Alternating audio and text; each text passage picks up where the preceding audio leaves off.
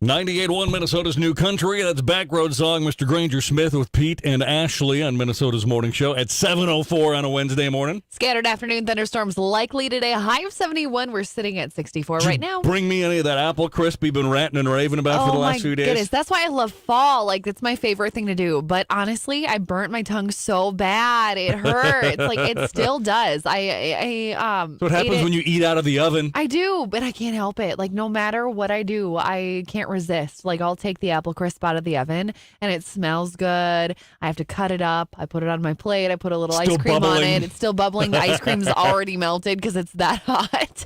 And then I eat it and it bubbles over my mouth. Like, I get the worst blisters. But on the roof of your mouth? Those little blisters? Oh, God. I'm that way with, like, pizza.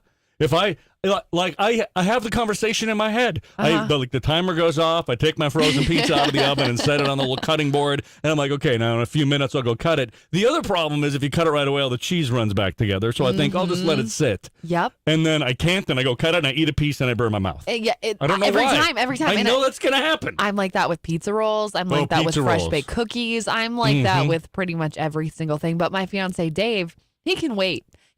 Pizza will come out of the oven. He claims to be this big pizza lover, and he can wait 20 minutes for it to cool off. And I'm thinking, and why do you think this marriage is going to work? Yeah, right, exactly. So I'm sitting there eating half the pizza already, and I'm like, are you sure you're going to get any? Because I'm already halfway through the pizza and I'm eating it.